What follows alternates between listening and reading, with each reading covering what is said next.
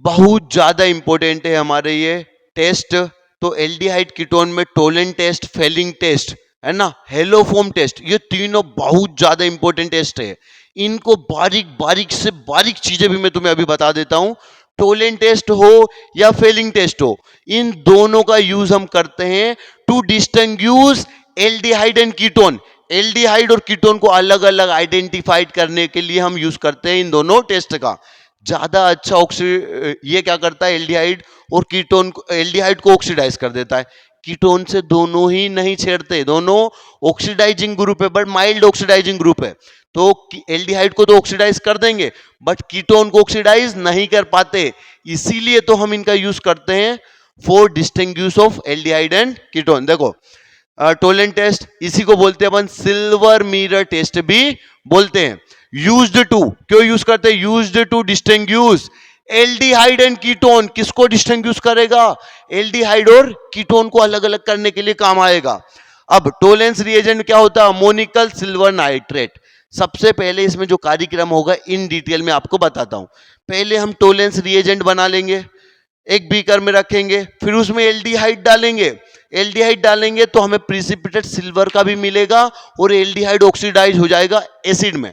But ketone के साथ ये वाली रिएक्शन नहीं होगी।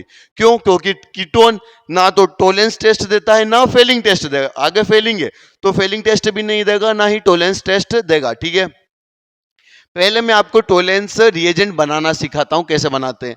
जब हम सिल्वर नाइट्रेट की रिएक्शन अमोनियम हाइड्रोक्साइड के साथ करवाते हैं, NH4OH अमोनियम सोल्ट के साथ करवाएंगे सिल्वर नाइट्रेट की रिएक्शन, तो स्टार्टिंग में तो बनेगा हमारा सिल्वर ऑक्साइड और बीकर के अंदर इसका प्रिसिपिटेट जम जाएगा। फिर फर्दर ये वापस से रीडिजोल्व होगा और अमोनियम हाइड्रोक्साइड के साथ रिएक्शन करके क्या बना लेगा हमारा ये Tollens reagent, AgNH3 whole twice और कोऑर्डिनेशन कॉम्प्लेक्स के ऊपर प्लस चार्ज। तो ये हो गया हमारा टोलेंस रिएजेंट। तो हमने जो ताजा ताजा टोलेंस रिएजेंट बनाया है ना, उसी में क्या करेंगे, उसी में हम एल्डिहाइड मिलाएंगे। अब ये we added aldehyde in freshly prepared Tollens reagent. जो अभी ताजा ताजा टोलेंस रिएजेंट बना है बीकर के अंदर, देखो डायग्राम के थ्रू भी बता देता हूं।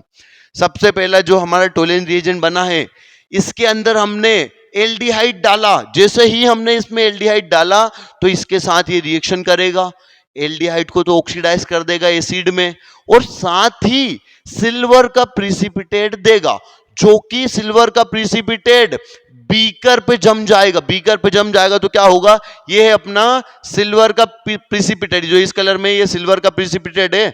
अब इस बीकर को जब तुम देखोगे तो इसमें तुम्हारा चेहरा नजर आएगा, तो ये मिरर की तरह काम कर रहा है।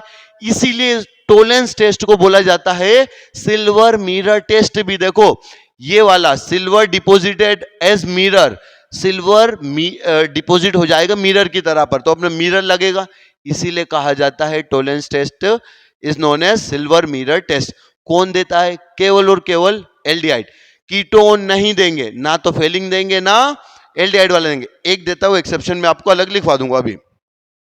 तो इसी को बोलेंगे अपन सिल्वर मिरर टेस्ट। अब ये मेरा बना फ्रेशली प्रिपेयर टोलेंस रिएजेंट। इसकी रिएक्शन जब मैं एल्डिहाइड के साथ करवाया तो एल्डिहाइड को तो इस टोलेंस रिएजेंट ने बेसिक मीडियम में ऑक्सीडाइज कर दिया एसिड में। देखो भैया एल्डिहाइड तो ऑक्सीडाइज हो गया एसिड में, और खुद गधा टोलेंस रिएजेंट रिड्यूस हो गया सिल्वर में। यही तो सिल्वर का ही तो प्रिसिपिटेट जम रहा था ना। और तुम ये मत सोच लेना कि इसी प्रोसेस से हम चांदी बना लेंगे। इतना ज्यादा भी प्रिसिपिटेट नहीं बनता है कि तुम चांदी की फैक्ट्री खोल लो भैया, ऐसा नहीं होगा, है ना। तुम्हारे दिमाग में जो गंदा आ रहा हो कुछ आइडिया, तो ऐसा बिल्कुल नहीं सोचना। ज्यादा अमाउंट में प्रिसिपिटेट नहीं मिलेगा। एल्डिहाइड का तो ऑक्सीडेशन हो गया एसिड में, टोलेंस रिएजेंट का रिडक्शन हो गया सिल्वर में, और जब सिल्वर का प्रिसिपिटेट निकलेगा तो अपन उसको बोलेंगे सिल्वर मिरर टेस्ट भी। तो यही होता। अब इसका देखते हैं भैया कि कौन कौन लोग सिल्वर मिरर टेस्ट देंगे। जनरली तो अपन एल्डिहाइड कीटोन के लिए देखेंगे, बट कुछ भी पूछा जा रहा है आजकल एग्जामों में तो अपन तो सब कुछ देख लेंगे। एक 5 से 7 पॉइंट में तुम्हें एक डिटेल में बताऊंगा। एल्डिहाइड कीटोन में एल्डिहाइड तो टोलेंस टेस्ट भी देगा और फेलिंग टेस्ट भी देगा। कीटोन नहीं देता है, एक कीटोन देता है केवल। तो इसके कुछ इंपॉर्टेंट पॉइंट्स है, पहले वो लिखता है। ऑल एल्डिहाइड, चाहे वो एलिफेटिक एल्डिहाइड हो या वो aromatic aldehyde, all aldehyde aliphatic हो या एरोमेटिक हो गिव्स टोलेंस टेस्ट, सारे एल्डिहाइड टोलेंस टेस्ट देंगे। ठीक है, ये मैंने लिया एसिटाल्डिहाइड, ये मेरा एलिफेटिक एल्डिहाइड है, ये मेरा टोलेंस रिएजेंट है।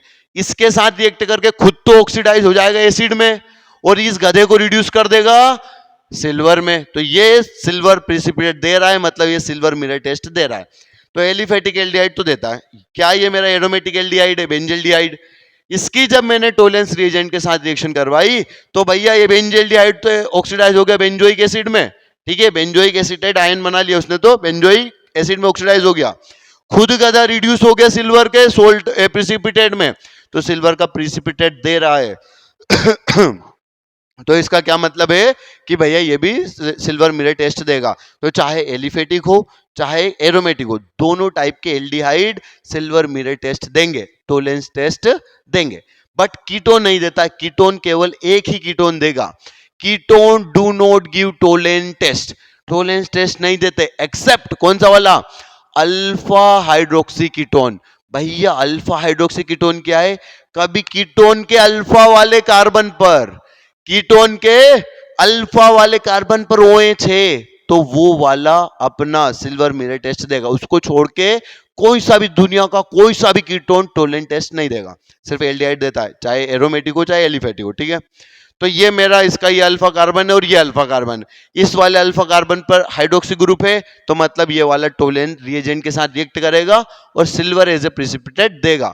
और इसको 2 डिग्री एल्कोहल ऑलवेज ऑक्सीडाइज इन कीटोन, ऑलवेज ध्यान रखना। ठीक है, तो एल्डिहाइड कीटोन की तो चर्चा हो गई। एसिड भी हमारा दुनिया का कोई सा भी एसिड टोलेंस टेस्ट नहीं देता, एक को छोड़कर। एक कौन सा है भैया हमारा in acid, only formic acid, केवल फॉर्मिक एसिड ये हमारा टोलेंस टेस्ट देगा, उसके अलावा कोई नहीं देगा। देखो फॉर्मिक एसिड की टोलेंस रिएजेंट के साथ रिएक्शन करवाएंगे तो सिल्वर का प्रिसिपिटेट जम जाएगा बीकर पर, तो सिल्वर का प्रिसिपिटेट जम रहा है मतलब क्या हो रहा है, ये सिल्वर मिरर टेस्ट शो कर रहा है और बाकी तो कार्यक्रम चलता रहेगा। तो एल्डिहाइड कीटोन, एल्डिहाइड सारे देंगे, कीटोन नहीं देता है, केवल अल्फा हाइड्रोक्सी कीटोन देगा। एसिड भी नहीं देता है, केवल फॉर्मिक एसिड टोलेंस टेस्ट देगा। नेक्स्ट है भैया टर्मिनल अल्काइन, जो टर्मिनल वाले अल्काइन होते हैं ना वो भी सिल्वर मिरर टेस्ट नहीं देते, बट वो रिएक्शन शो करते, मतलब वो टोलेंस रिएजेंट के साथ रिएक्शन करेंगे but as a precipitate silver नहीं देंगे, मतलब वो टोलेंस टेस्ट नहीं देते। तो all terminal alkyne also react with tolerance reagent but does not form silver mirror, पर सिल्वर मिरर का फॉर्मेशन नहीं करेंगे। टर्मिनल अल्काइन रिएक्शन तो करते हैं, सिल्वर मिरर टेस्ट नहीं देंगे, मतलब सिल्वर मिरर फॉर्म नहीं करेंगे। और कौन है, जितनी भी रिड्यूसिंग शुगर हो जैसे कि ग्लूकोज फ्रक्टोज, ये लोग तो हमारा टोलेंस टेस्ट देंगे, बट नॉन रिड्यूसिंग शुगर जैसे कि अपना सुक्रोज, ये हमारा टोलेंस टेस्ट और फेलिंग टेस्ट दोनों ही टेस्ट शो नहीं करेगा सुक्रोज, तो ये भी इंपॉर्टेंट पॉइंट है। और एक हेमी एसिटल देते हैं बट कीटल वगैरह नहीं देते। हेमी एसिटल कीटल कहाँ है, method of preparation of aldehyde, तो वहां पर आप देख सकते हैं। ठीक है, तो ये कुछ 6 पॉइंट थे इंपॉर्टेंट, इसके बाद तो हमारा फेलिंग आ जाएगा। ठीक है भैया, तो ये 6 इंपॉर्टेंट पॉइंट है। टोलेंस रिएजेंट से रिलेटेड क्या क्या है बच्चों, पहला है एल्डिहाइड सारे देते हैं, चाहे एलिफेटिक हो चाहे एरोमेटिक हो। ठीक है, कीटोन नहीं देता except alpha hydroxy ketone. Acid नहीं देता, केवल फॉर्मिक एसिड देता है। ठीक है, टर्मिनल अल्काइन रिएक्शन करते हैं पर सिल्वर एज ए प्रिसिपिटेट नहीं देंगे। उसके बाद reducing sugar glucose fructose Tollens test देते हैं। नॉन रिड्यूसिंग शुगर सुक्रोज नहीं देता है।